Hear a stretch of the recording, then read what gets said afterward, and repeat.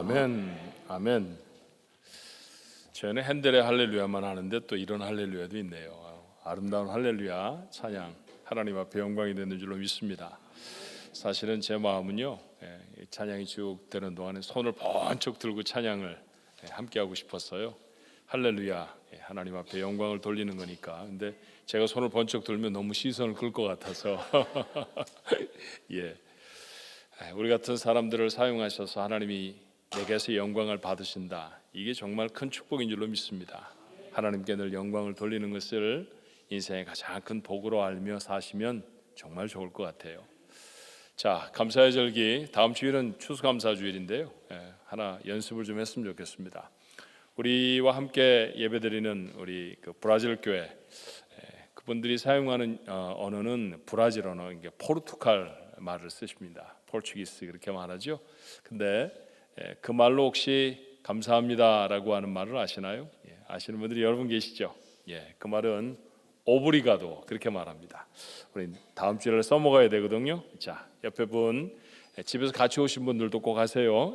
같이 한번 감사합니다라는 말을 우리 포르투갈 말로 오브리가도 한번 인사하십시다. 오브리가도, 오브리가도, 감사합니다, 감사합니다.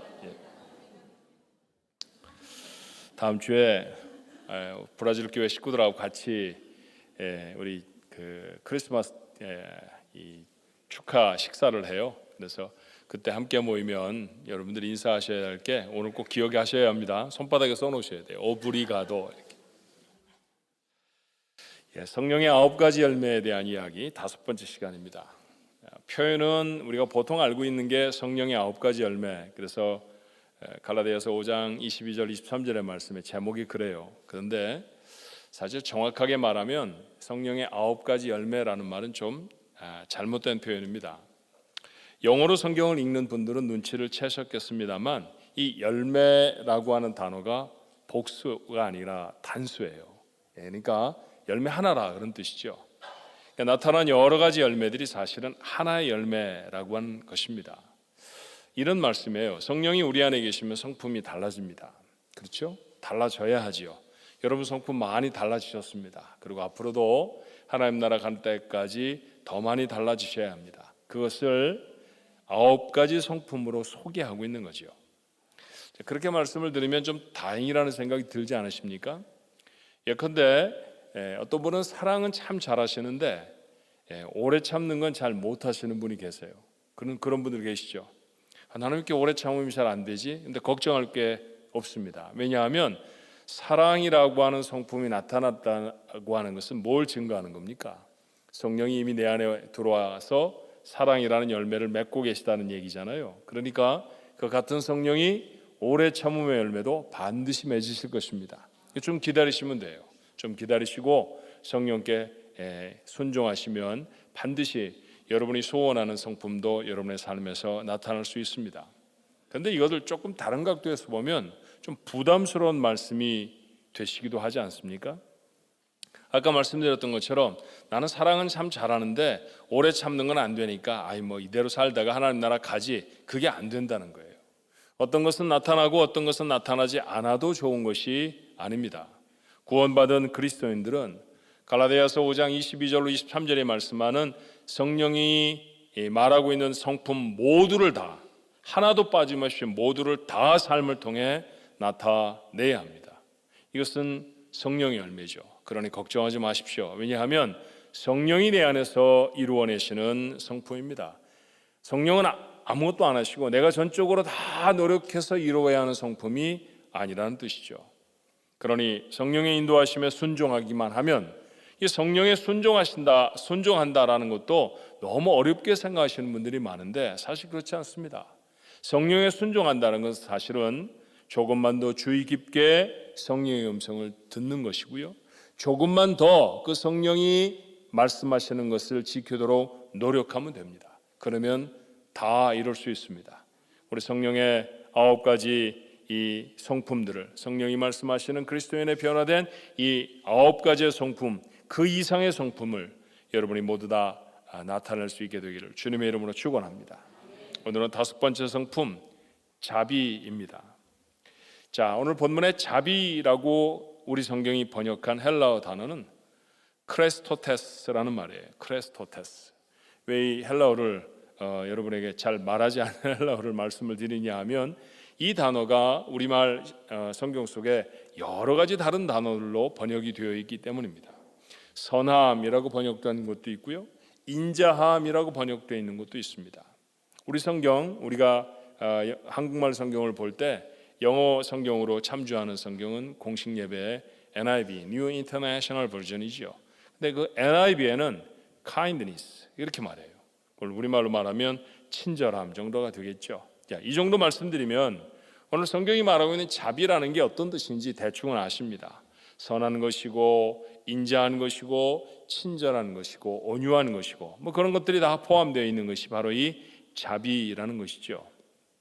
자, 주목해야 할 것은 이 자비가 하나님의 성품이라는 거예요. 시편 106편 1절의 말씀입니다. 할렐루야, 여호와께 감사하라. 그는 선하시며 그 인자하심이 영원하미로다. 여러 시편에서 반복해 하나님을 찬송하는 하나님의 성품입니다. 자, 오늘 제가 말씀드린 시편 106편 1절에 그는 선하시며 라고 하는 말이 그는 자비하시며 라고 하는 뜻이에요. 똑같은 단어를 사용하고 있는 것이죠. 하나님이 자비하시기 때문에 우리는 구원을 받았다는 얘기입니다. 자, 하나님이 내게 노를 쏟아붓지 않으시고 나를 구원해 주셨다라고 하는 사실이 하나님이 나를 자비롭게 여기셨다는 것이죠. 그래서 그것을 생각하면 하나님은 우리에게 참 선하신 분이십니다.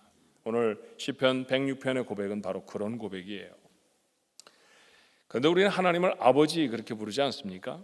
그러니 당연히 아버지를 닮아야 합니다. 여러분들이 여러분의 자녀들의 모습과 비슷하듯이 내가 하나님을 아버지라고 부른다고 하면 그 하나님의 성품을 닮아야 하는 것, 그게 맞죠. 그래서 주님은 당연하게 우리에게 이렇게 명령하세요. 누가복음 6장 36절에 너희는 아버지의 자비로우심 같이 너희도 자비로운 자가 되라. 그러니까 우리 아버지가 자비로우시니까 우리도 나타내야 되는 삶의 모습이 당연히 자비로워야 한다라는 말이에요. 내가 자비로운 모습을 보일 때 사람들은 나를 하나님을 닮았다 그렇게 말할 겁니다. 그리스도인들은 모두 다 하나님을 닮은 사람이 되어야죠. 그리스도인으로 구원받은 사람이라고 스스로를 말하면서 우리가 닮은 것이 하나님이 아니라 세상이라고 하면 이건 잘못 사는 것입니다. 심지어는 사탄을 닮은 사람들도 있습니다. 분노하고 다른 사람을 억압하고 하는, 그러면서도 자신이 크리스천이라고 하나님을 믿는 사람이라고 말한다고 하면 이건 잘못된 모습이라는 것이죠. 자, 그렇다고 하면 어떻게 자비로운 삶을 살아갈 수 있을까요? 어떻게 사는 것이 자비로운 삶이겠습니까? 오늘 성경 말씀에 보니 아주 멋진 예가 있습니다. 자비로운 삶을 잘 살아냈던 한 인물, 다윗입니다. 사무엘하 9장쯤에 이르르면 다윗의 형편이 놀랍게 변화되어 있습니다.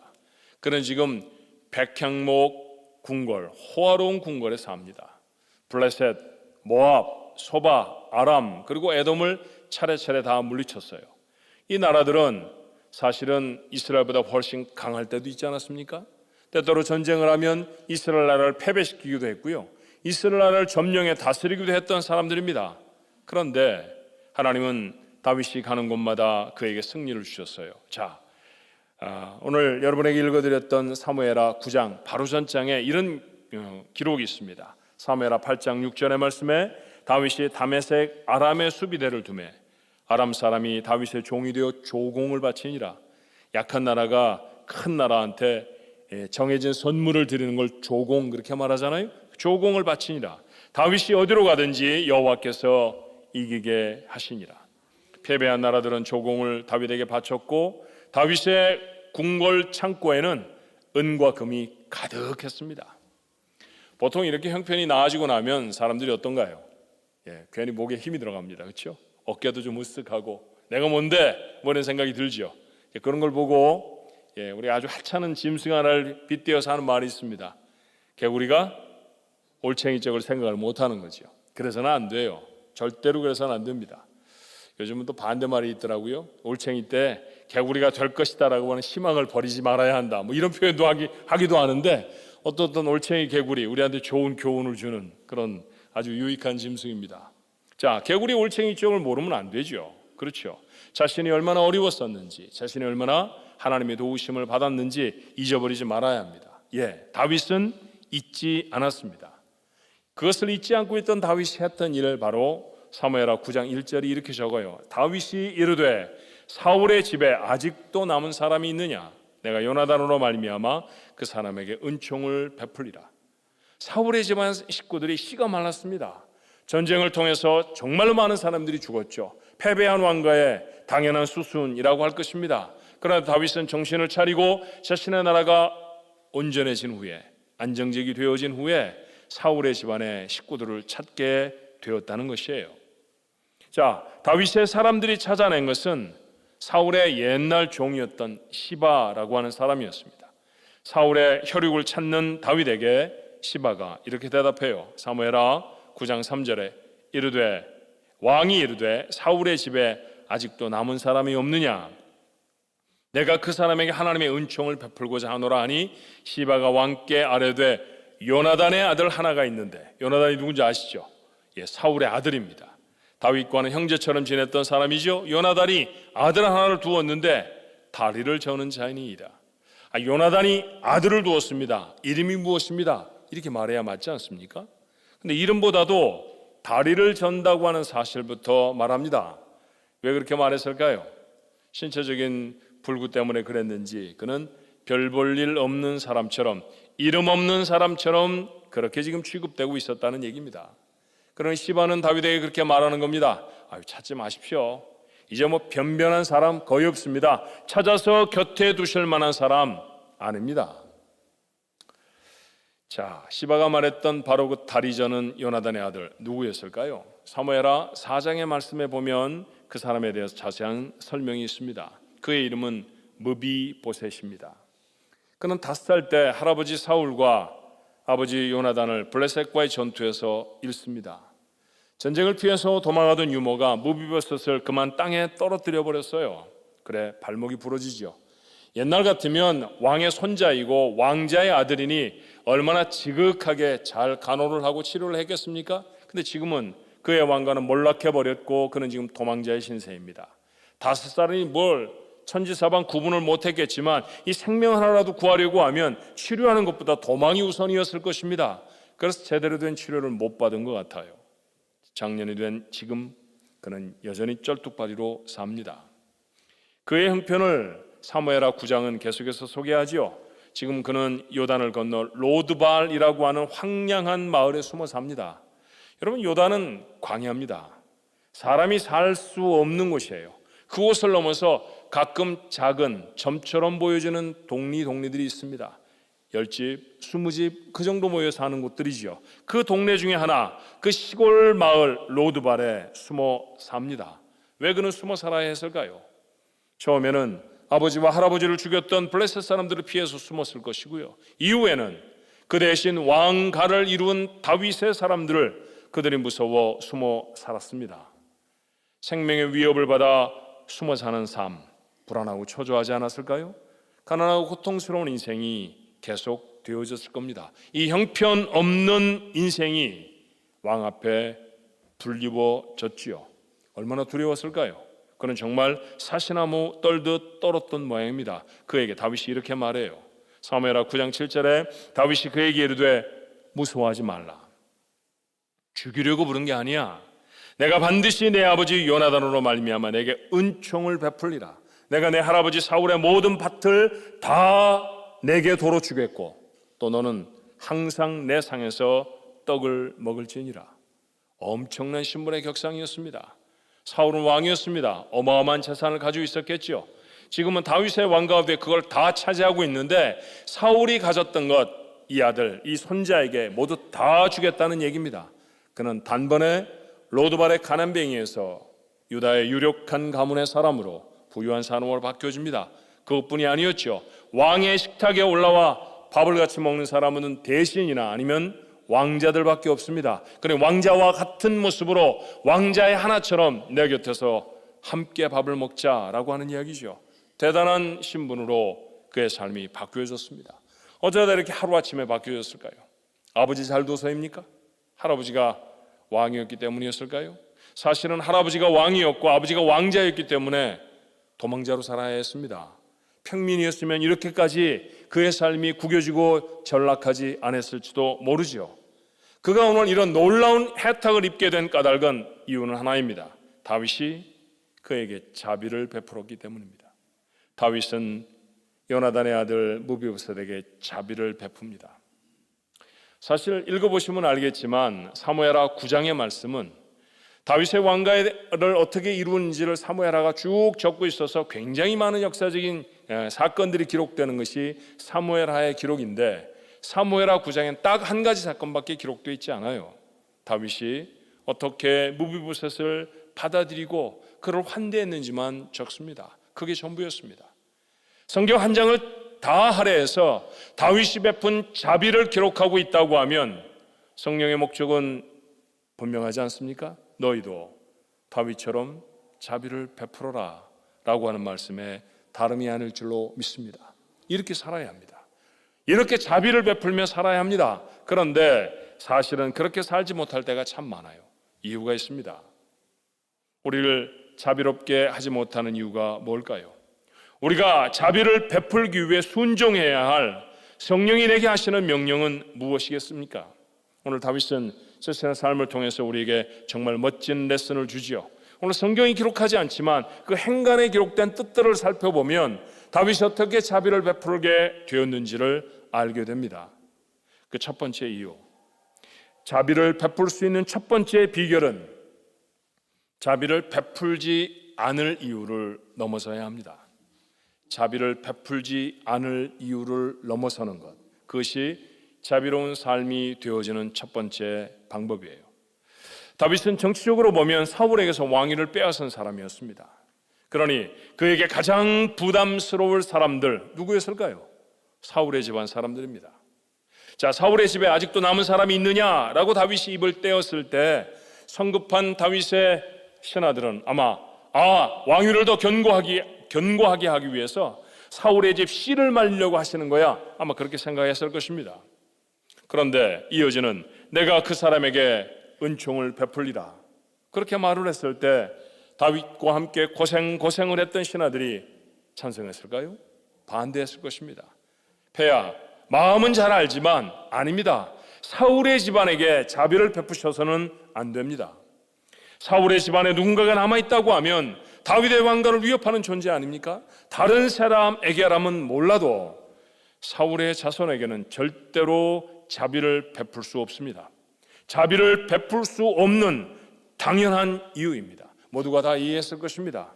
그런데 그럼에도 불구하고 다윗이 사울의 자손이었던 무비보셋에게 자비를 베풀었다고 하면 말씀드렸던 제목처럼 자비를 베풀 수 없었던 이유를 그가 넘어섰다는 이야기죠. 후에는 이런 사건도 일어납니다. 아들 압살롬이 반란을 일으켰고 다윗은 도망을 가야 했죠.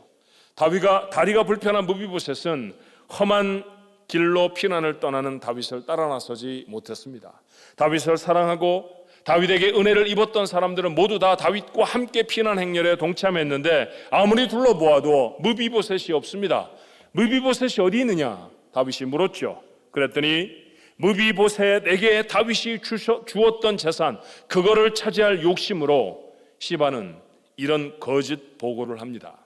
사무엘하 16장 3절에 왕이 이르되 내 주인의 아들이 어디에 있느냐? 무비보셋이 어디에 있느냐? 묻는 것이죠. 시바가 왕께 말합니다. 예루살렘에 있는데, 왕 따라 나오지 않았습니다. 예루살렘에 머물러 있습니다. 그가 말하기를 이스라엘 족속이 오늘 내 아버지의 나라를 내게 돌리리라 하나이다. 이제 내가 아버지를 이어서, 아버지는 왕이 못 되었지만 다윗을 다 몰아내고 이스라엘의 왕이 될 거야, 그렇게 말하고 있습니다. 그런 말을 했다는 거예요. 거짓된 보고처럼 보입니다. 그렇지만 시바가 이렇게 보고했을 때 곁에 선 사람들이 다 고개를 끄덕이지 않았을까요? 맞아, 거두는 게 아니었어. 거두는 게 아니었다고. 적어도 사울의 집 자손들은 거두는 게 아니었어. 거두어서 옆에 두었더니 그에게 재산을 만들어 주었더니 결국은 왕에게 반대하고 말잖아. 저가 왕가를 만들겠다고 하잖아. 아마 그런 이야기를 했을지 모릅니다. 시간이 얼마쯤 지나 반란은 진압이 됐죠. 다윗은 왕궁으로 돌아옵니다. 무비보셋을 다시 만나게 되었습니다. 그런데 그가 무비보셋을 만났을 때 그는 시비를 가리려고 하지 않아요. 여전히 그는 왕의 식탁에 초대가 되어졌고 그는 전에 누리던 것들을 그냥 그대로 다 누릴 수 있었습니다. 다윗은 이유를 넘어서서 자비를 베풀었던 사람입니다. 누군가에게 친절을 베풀려고 하면 정말 많은 핑계들이 우리 안에도 머리를 들잖아요. 저 사람은 나한테 한 번도 친절해 본 적이 없어. 근데 왜 내가 친절해야 하는 거야? 여러분 그런 생각 안 해보셨습니까? 저 사람의 형편이 나보다 훨씬 낫다고, 근데 왜 내가 자비를 베풀어야 돼? 저 사람이 나를 도와줘야지 내가 왜 저 사람을 도와줘야 하는 거야? 라고 하는 생각도 듭니다. 어떤 때는 갑자기 철학적으로 선생님이 되기도 하지요. 이유도 없이 사람에게 친절을 베풀면 그 사람을 나쁘게 만드는 거야. 친절 베풀면 안 돼. 뭐 그런 생각을 하기도 해요. 여러분 어때요? 오늘 이 시간이 다 맞도록 우리의 속에 친절을 베풀지 못할, 자비를 베풀지 못할 이유들을 열거한다고 하면 한도 끝도 없을 것입니다. 그런데 여러분 분명한 건 이런 이유들을 넘어서지 않으면 결코 자비를 베풀 수 없습니다. 자비를 베풀 수 없는 이유들은 반드시 있습니다. 그렇지만 그 이유를 넘어서십시오. 그래 여러분의 삶에서 자비가 베풀어지고요, 그렇게 자비를 베풀 때 하나님의 형상이 여러분 속에 이루어질 줄로 믿습니다. 두 번째로, 자비를 베풀 수 있는 비결은 자비를 베풀어야만 하는 이유를 기억하는 거예요. 자, 다윗은 이렇게 말하죠. 사무엘하 9장 1절에 다윗이 이르되 사울의 집에 아직도 남은 사람이 있느냐? 내가 요나단으로 말미암아 그 사람에게 은총을 베풀리라. 정말 궁급했을 때 요나단은 그에게 생수와 같은 사람이었어요. 늘 그가 도와주었고 그가 그를 지켜주었습니다. 요나단으로 말미암아. 사울의 왕자 아니었나요? 그는 다윗이 아니라고 하면 이스라엘의 왕이 되어져야 할 사람입니다. 그런데 그는 왕이 되어져야 할 하나님의 뜻이 다윗에게 있다는 사실을 알죠. 그리고 그를 보호합니다. 겨우 다윗의 목숨을 빼돌리고 나서 그에게 이렇게 부탁을 했었어요.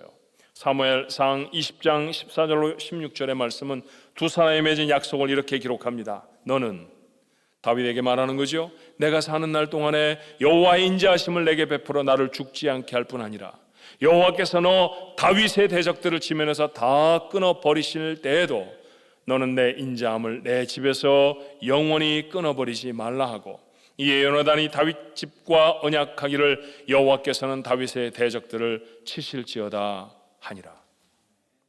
우리말로 간추려서 말하면 이런 말입니다. 너 왕 될 때 우리 가족 부탁한다. 절대 죽이지 말아야 돼. 네가 돌봐줘야 돼.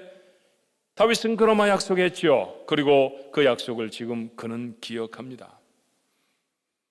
그리고 요나단을 자신의 식탁에 초대했고 그의 삶이 살아갈 수 있도록 그에게 필요를 베풀어 주었던 것이죠. 아버지 요나단이 자신에게 자비를 베풀어 준 것을 기억하고 그는 아들 무비보셋에게 자비를 베풀어야 하는 사람으로 섭니다.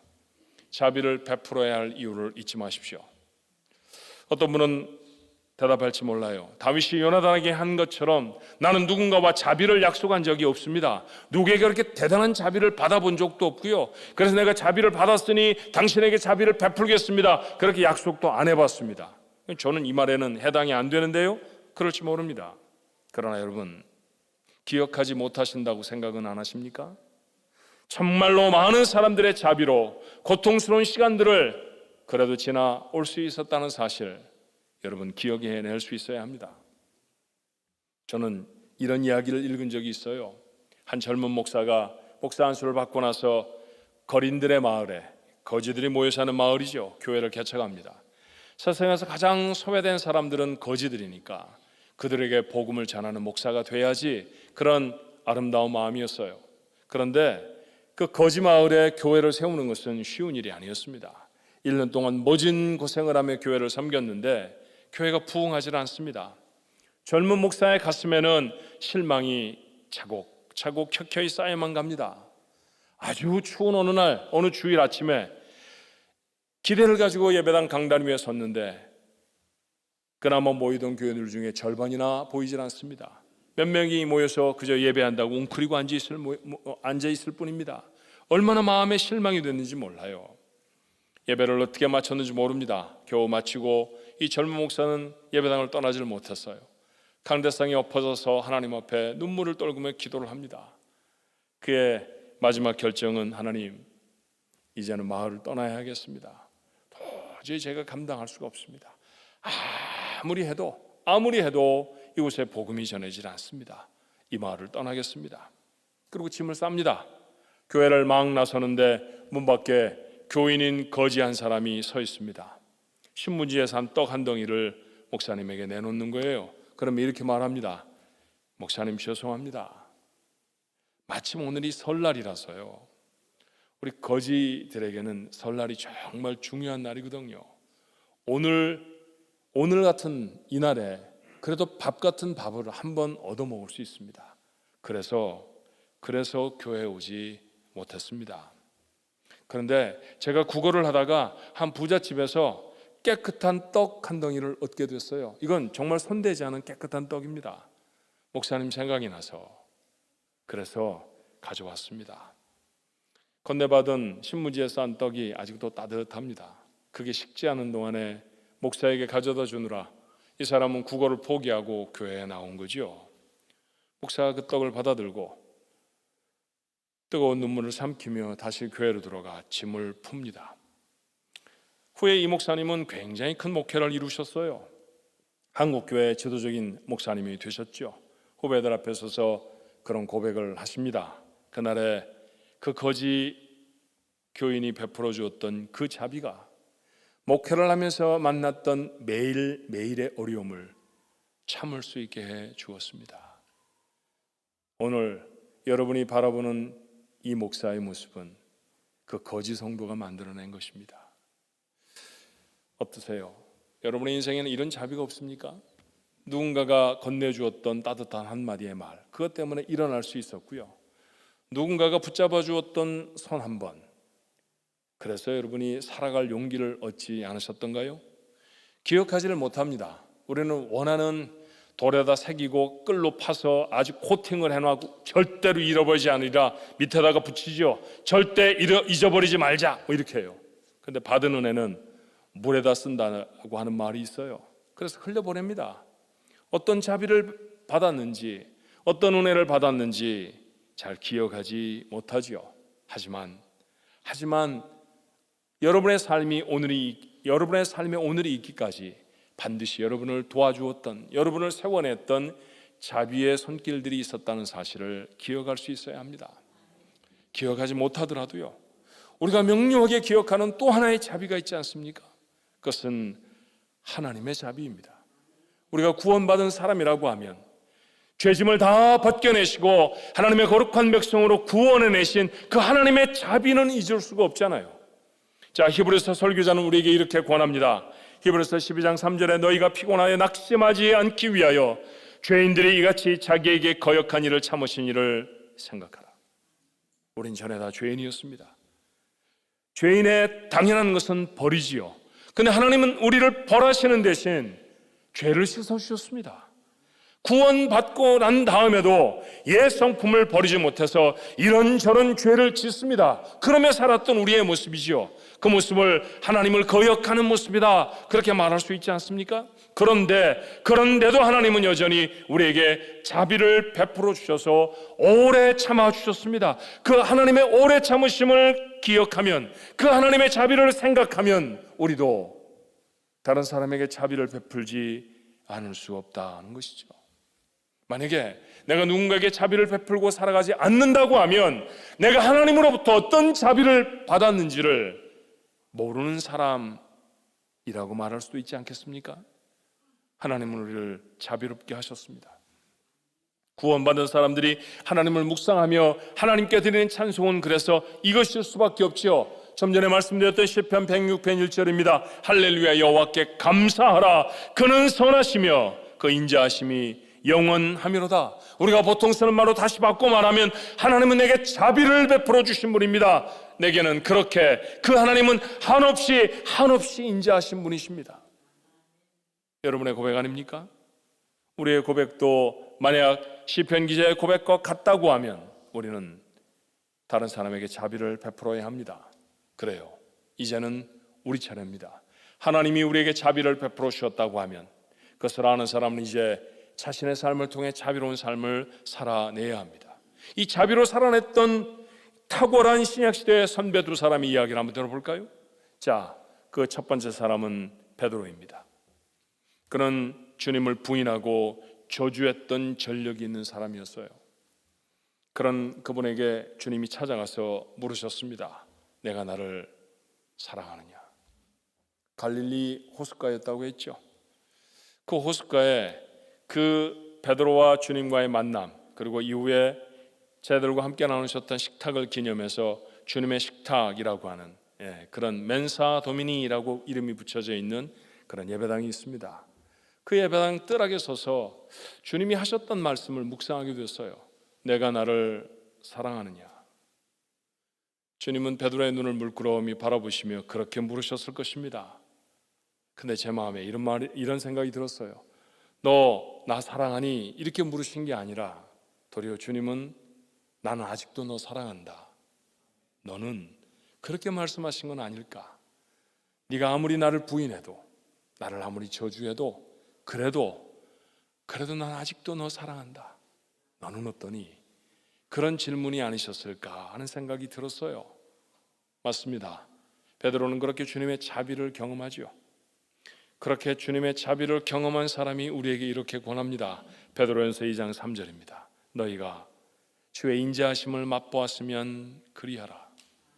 본문이 말하고 있는 인자, 같은 단어 크레스토테스라는 말입니다. 자비입니다. 주님의 자비를 맛보았으면 그리하라. 좀 주석을 붙여볼까요? 나는 주님의 자비를 맛보아 봤습니다. 그러니 여러분도 주님의 자비를 맛보셨다고 하면 맞아요. 그렇게 살아야 합니다. 자비를 베풀며 사십시오. 그렇습니다. 사랑하는 조한가족 여러분, 자비를 맛본 사람은 자비를 베풀며 살아가야 할 것입니다. 또 한 명의 사람, 바울이죠. 교회가 사랑하는 집사를 돌로 쳐서 죽인 극렬한 사람이었습니다. 그런 그를 주님이 친히 부르셔서 이방인의 사도로 삼아 주셨어요. 죄를 묻지 않으시고 도리어 일꾼으로 써주셨습니다. 주님의 자비를 받은 사람입니다. 그는 복음을 전하다가 잡혀서 지금 갇혀 있습니다. 돈을 떼어먹고 잡혀 있는 게 아닙니다. 누군가에게 폭력을 사용해 그 죄 몫으로 잡혀 있는 게 아닙니다. 복음, 선한 말씀을 전하다가 잡혀 있습니다. 억울하지 않았을까요? 속상하지 않았을까요? 이전에 자신이 내렸던 결론에 대해 원망스러운 후회가 있지 않았을까요? 그런데 그는 그런 모든 것들을 다 털어내고 우리를 이렇게 권합니다. 골로새 3장 12절에 그러므로 너희는 하나님이 택하사 거룩하고 사랑을 받는 자처럼 긍휼과 자비와 겸손과 온유와 오래 참음으로 옷을 입으라고 말이죠. 이런 모습으로 살아가야 한다는 얘기 아닙니까? 하나님이 택하신 사람은 어떻든 자비를 베풀어야 합니다. 원망, 그런 게 어디 있습니까? 우리의 삶에 누군가를 원망할 내용이 어디에 있습니까? 우리가 억울한 게 어디 있나요? 하나님의 자비를 받았다고 하면 맞습니다. 우리는 자비를 베풀며 사는 사람이어야 합니다. 어떤 환경과 어떤 처지, 어떤 사람 앞에서도 그 모든 환경을 다 넘어서서 오늘 그들은 자비를 베푸는 사람이라고, 그가 바로 하나님의 사람이라고 선언합니다. 우리는 구원을 받았습니다. 하나님의 자비를 받았다는 말에 다름이 아닙니다. 그러니 이제는 우리 차례입니다. 아이들이 하는 말처럼 It's my turn. 그렇죠? 누군가에게 점심 한 끼를 대접받으셨나요? 다음에 똑같은 그 사람과 점심시간에 만나게 되면 뭐라고 말씀합니까? 오늘은 내가 살 거야. 여러분 다 그렇게 말하잖아요. 우리 교회 성도들은 특별히 그런 부분에 아주 마음이 열려있는 분들이라 모두가 다 그러면서 사는 거라고 저는 믿습니다. 그렇다고 하면, 자비를 받았다고 하면 이제는 여러분의 순서 아닌가요? 하나님의 거룩하신 자비가 여러분에게 있다고 하면 이제는 우리의 삶을 들여 자비를 베풀며 살아가야 합니다. 예수님이 하신 명령을 누가가 이렇게 전했다고 말씀드렸죠. 누가복음 6장 36절의 말씀을 다시 보면 이렇습니다.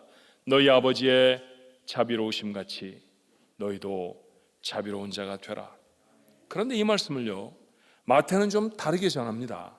마태복음 5장 48절의 말씀에 보면 같은 말을 마태는 이렇게 표현해요. 그러므로 하늘에 계신 너희 아버지의 온전하심과 같이 너희도 온전하라.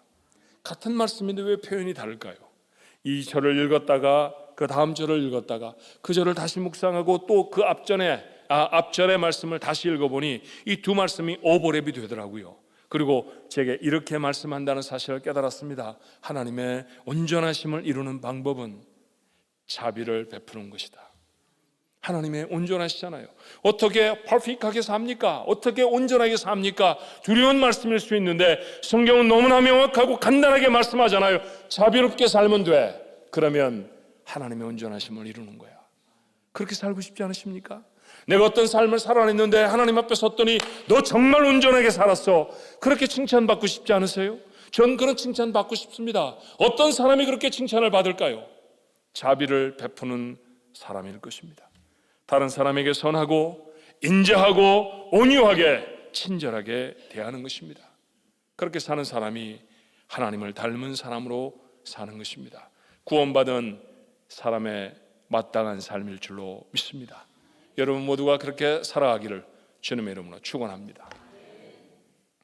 이번 주일부터 교회가 좀 복잡하겠습니다. 예배를 마치고 친교실에 가시면 오늘 음식도 좀 넉넉하다고 하는데 서로 내가 떠다 드리겠다느니 내가 서빙을 하겠다느니 그러시면 서로 다투지 않으실까요? 오늘은 내가 할 거야. 내가 갖다 준다니까 막 그러시면서 서로 음식을 나누고 양보를 하고 챙겨주고 그러다가 즐거운 웃음보도 좀 터지고요. 그렇게 벅적벅적한 그런 우리 교회의 모습이었으면 참 좋겠습니다.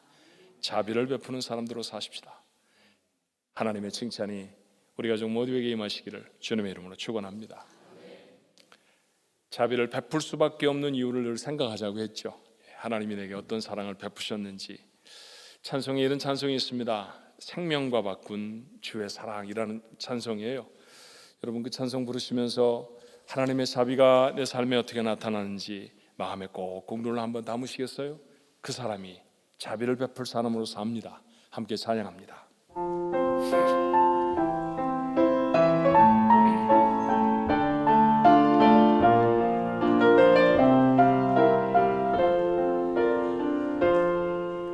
생명과 바꾼 주의 사랑을 잊지 않게 하소서. 나를 위해 들렸던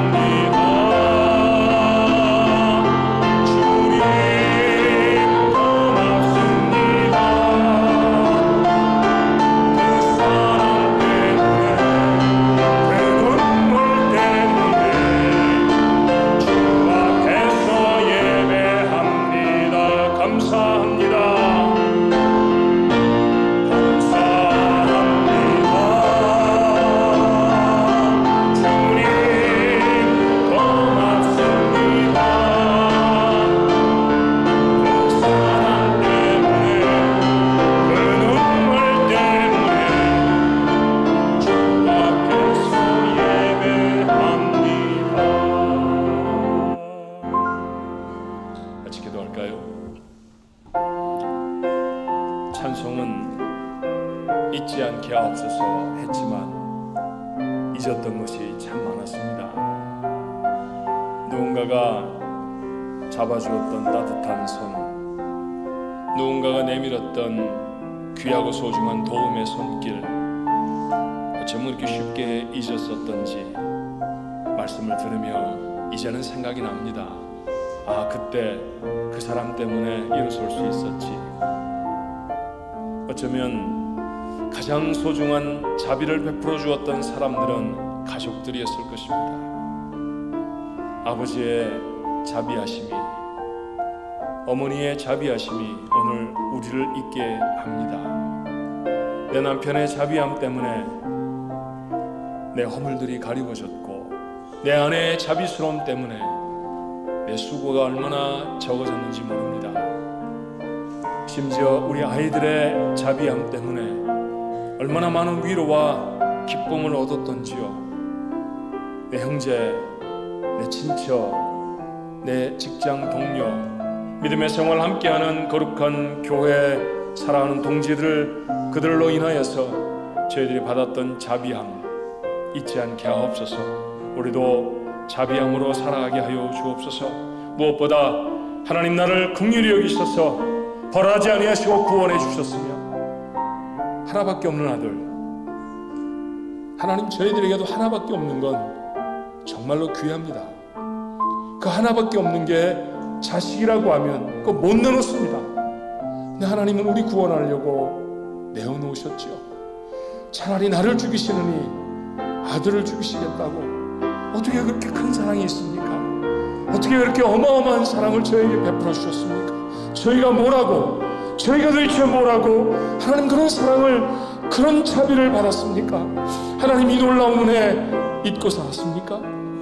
그러니 우리가 자비를 베풀며 살아가지 못했죠.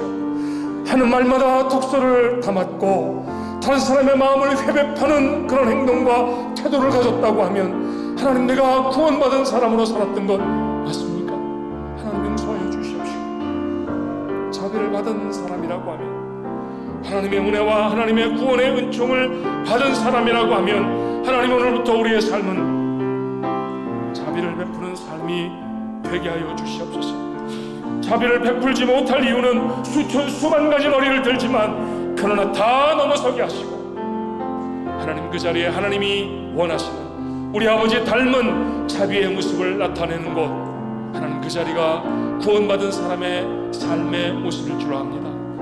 그 모습을 주님은 칭찬하실 것이고, 그렇게 살았던 우리의 삶을 온전하다 하나님이 상 주실 것입니다. 하나님 그 삶을 살아가도록 하나님 오늘 이 아침에 다짐하게 하여 주옵소서. 우리 가족들 서로 사랑하며 살게 하시고, 저들이 이룬 아름다운 하나님의 가정들, 저 안에 자비와 긍휼이 풍성해지게 하여 주시옵시고, 아지도 못했던 사람들에게 복음을 전하면서도 이 자비한 마음으로 정성을 다하여 섬기는 아버지 그런 성도들 되어지게 하나님 도와주옵소서. 그 착한 성도들, 그 선한 마음의 성도들에게 하나님은 복의 복을 주실 줄로 믿습니다. 그렇게 하나님의 복에 합당한 우리 가족들 모두가 되어지도록 축복해 주시옵소서. 예수님의 이름으로